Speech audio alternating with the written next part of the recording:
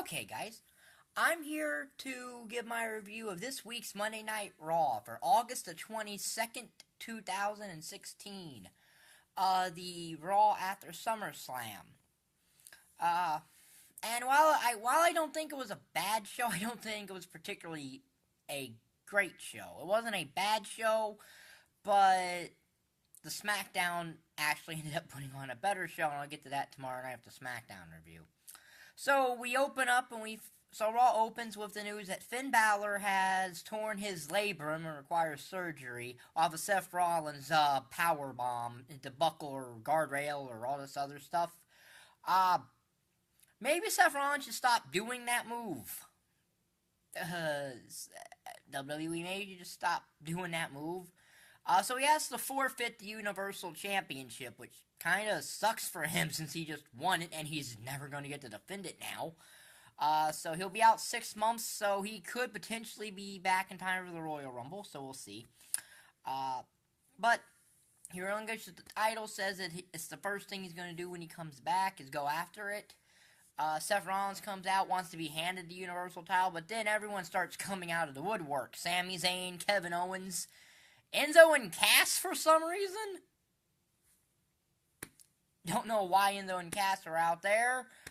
Chris Jericho and Roman Reigns. So Mick Foley says that they're going to have a series of matches, and that the winners of those matches will meet next week in a fatal four-way match for the Universal Championship. And the first one is Sami Zayn versus Seth Rollins.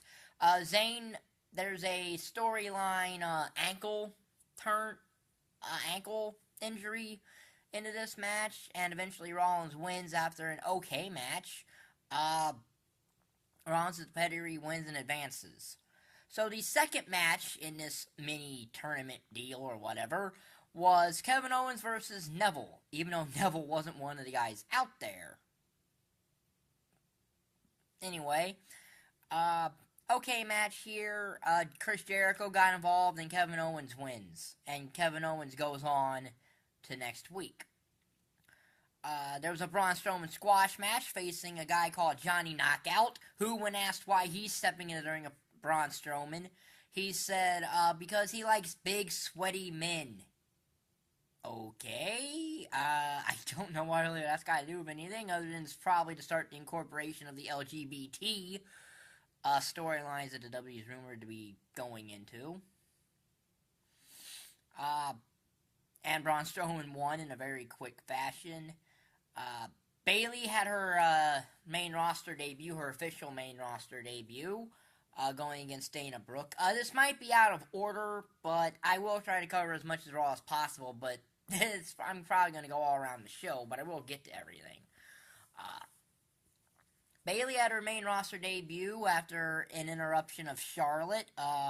She beat Dana Brooke, so it looks like Bayley and Charlotte are going to face at Clash of the Champions.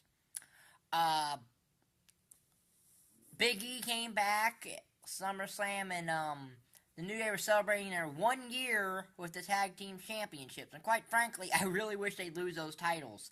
Nothing against the New Day. I think they're a very entertaining group. I think that those three guys took a piece of crap angle and have turned it into one of the single most entertaining things in the WWE, but they don't need the tag team titles anymore.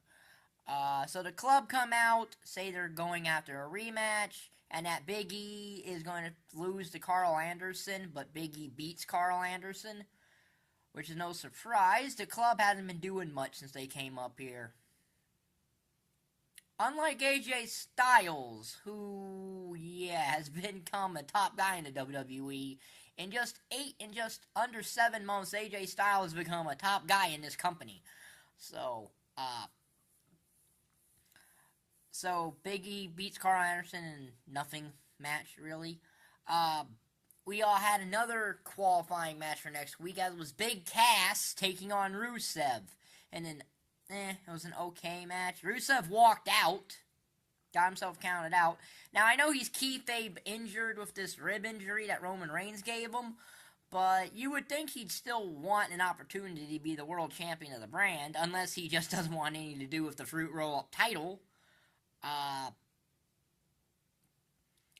So we also found out that officially the cruiserweight division comes on September the 19th, which is the Monday after the Cruiserweight Classic ends, and the Monday before Clash of Champions. So we're probably going to find out who will be facing for the Cruiserweight Championship at Clash of Champions.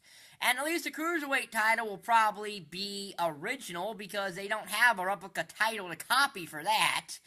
Raw or SmackDown don't have a Cruiserweight title, so they don't have a title to copy. I'll get into that in my SmackDown review. So the Dudleys story broke that they would be saying goodbye to the WWE Universe and retiring. Now, they apparently just signed a new contract, but apparently this is not a work and it was a legit retirement. And they had a very interesting promo. They mentioned Edge Christian and the Hardy Boys, which was a surprise. And mentioning the Hardy Boys got a big delete chant going.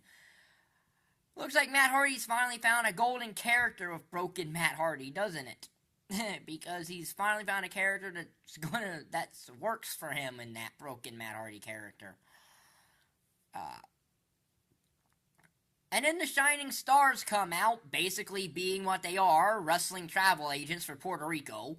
They said that they bought the Dudley Boys economy tickets to Puerto Rico, and the Dudleys basically beat them up. They go to 3D, one of them through a table, but Anderson and Gallows show up. They take out Bubba, and then they magic killer Devon through the table, and that's how the Dudleys' WWE career comes to an end. Whether or not they end up going back to TNA, I don't know, but for the time being, their WWE career is to an end.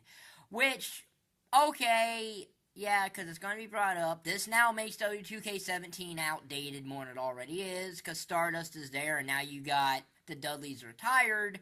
But, what you going to do? Wrestling games are outdated because the wrestling business changes from week to week half the time. And after next week, after the final IG roster review, I will post a video about my opinion of the actual roster for WWE 2K17. I don't think it's hard to figure out the roster reveal, because two people in particular that I know are going to be in this game have not been announced yet, and they're Undertaker and Kane, and Austin. And there's probably going to be Bayley, Asuka, and most likely Austin Aries, and the DLC that's left from last game.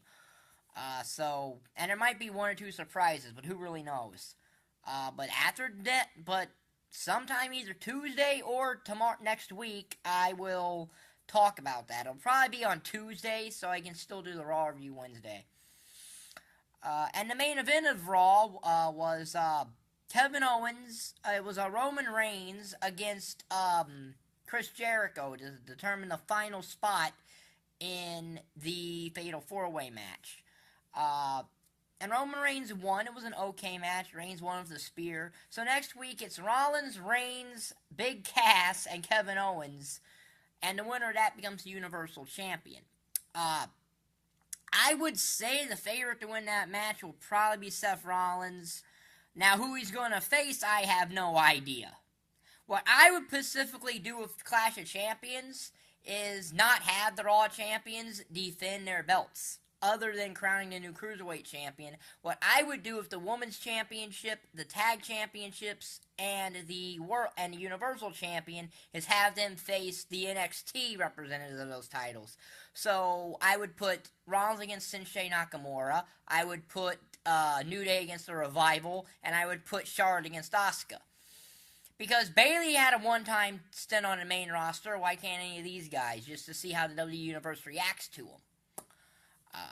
And that would give you a Clash of Champions feel that champions are going against each other. You know?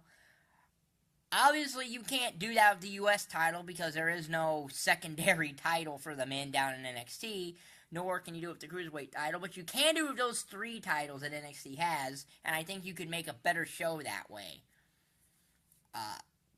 That's what I would do with Clash of the Champions, because I think that would work.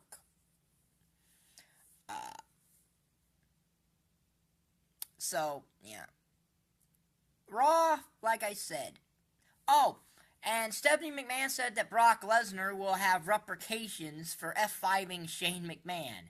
Well, those storyline ramifications was a whopping $500 fine. $500 to Brock Lesnar is a drop in the bucket. What is that? One Jimmy John's royalty check, probably, if that, or less than that. Because didn't Brock make $6 million for his UFC fight?